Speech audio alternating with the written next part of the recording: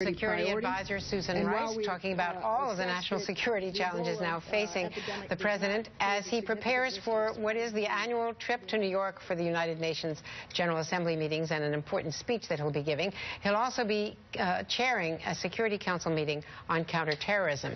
Rejoining me now is Casey Hunt of MSNBC and John Stanton, Bureau Chief for BuzzFeed.com. Well, with all of that on the agenda, there are also some domestic political issues as well. One thing is WNBC reporting exclusively first that Chris Christie has been cleared by the federal investigators of any allegations of having prior knowledge of political intent on the lane closures on the GW Bridge. Sure, Jonathan Dean's sort of finding out that they, at this point, don't know anything. I mean, I think the broader question for Christie, while, ultimately that's the question whether or not he knew about this, is there a smoking gun? Now, we're reporting that there isn't.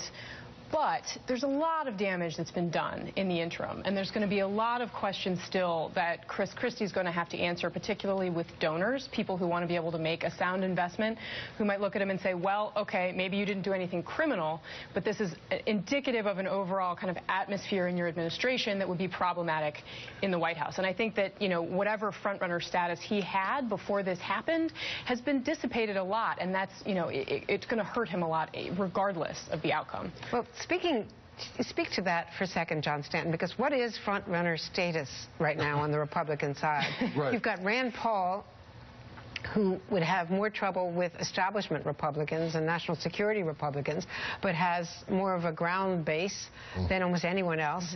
You've got Jeb most likely not wanting to run. Rick Perry wanting to run, but he has his own legal problems.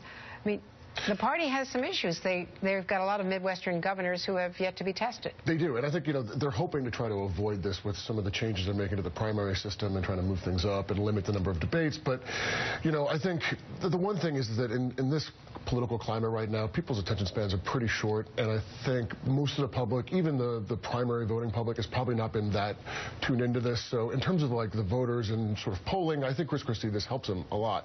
I think to Casey's point, though, about donors, that is a big problem for him. He lost donors, the early guys.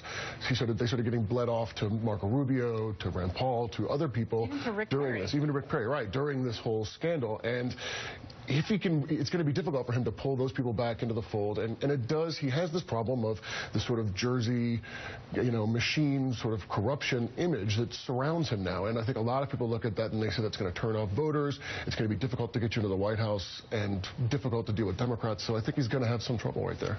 And Kansas, the Supreme Court has spoken about Chad Taylor, the Democrat, the whole notion of getting him off the ballot to give the Democrats a better run against Pat Roberts. Absolutely. Well, Greg Orman being the independent, I mean, what you've seen Democrats in Washington get very excited about this. And part of it is, if you look at the campaign that he's starting to run, and it's really just getting into full force at this point, but he's got a new ad out essentially saying, oh, look, Pat Roberts is attacking me. That's like every other person in Washington. And the sort of grand irony, in a way, is that the arguments that his primary opponent were making against Pat Roberts, saying, he doesn't live here, he's gone Washington, those are arguments that work in a general election also. So Pat Roberts faced that for 2 months. He's going to face the same thing going into the fall. And he wasn't really prepared for it. Yeah, I think Milton Wolf really helped him out, frankly, his opponent. Okay, we'll have to leave it there for now. Casey Hunt, John Stanton, thank you so much. And coming up off the sidelines, NFL